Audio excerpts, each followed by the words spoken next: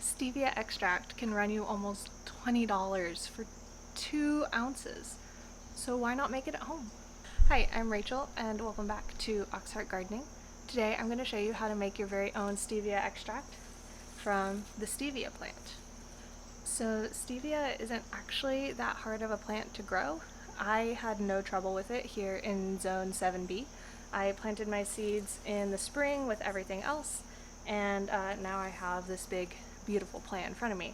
I've already harvested from it twice to make extract this summer, and each time I've been able to make about one of those 2-ounce bottles that you could buy, and I've done so much cheaper than you would buy stevia extract for. I think I paid like $3 for the packet of seeds.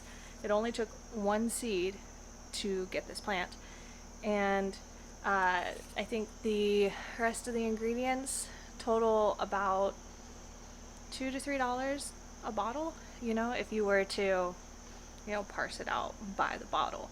So making your own stevia extract at home is actually really easy, and it's so cheap to do. So let's get started. Alright, so the first thing to do is to just harvest your fresh stevia leaves. Now, stevia grows like a lot of other herbs you might see, where it has sets of 2 leaves coming off of the stem. And so if you cut right above where those 2 leaves are, the plant will actually split and put out 2 extra stems. So when you're harvesting, you can think about that if you want to maintain your plant for future harvesting. So I'm just gonna go in and I'm actually gonna cut down quite a bit of my plant today because it is getting close to wintertime and I don't think my stevia will survive the frost. I might be able to take it inside if I have room, but honestly it's not that high on my list. Something that's really cool though, if you haven't ever grown stevia before, the leaves, if you eat them just raw, they literally taste like sugar, like straight up sugar, and then there's like an aftertaste of like leaf or salad. So it's like sugary salad in a plant. But honestly, the sweetness is so powerful.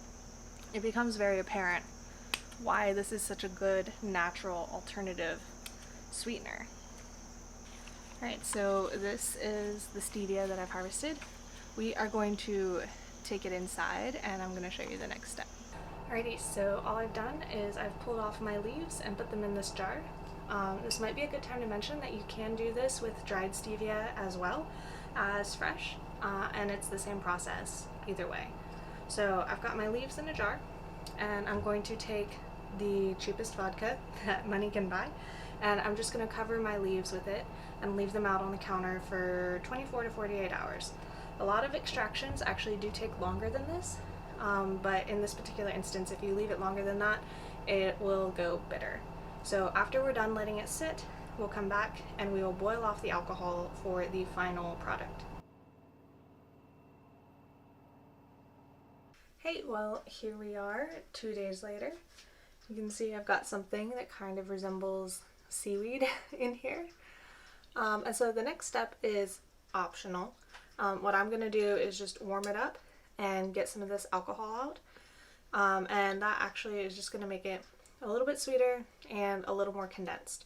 You can keep it like this and it'll be just a little more bitter, but still very good, very stevia-ish. And after we do that, we're just going to bottle it up and put it in the fridge.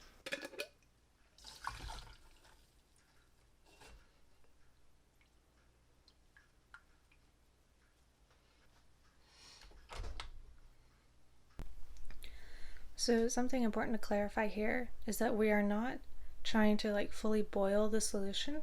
We are just trying to evaporate the alcohol. Alcohol has a lower boiling point than water. So you can see that there are some bubbles forming, right? But it's not like full on simmering. And so we just want to evaporate the alcohol without boiling any of the water-based substances that are in our extraction. And maybe you're wondering, how do I know when all of the alcohol is evaporated?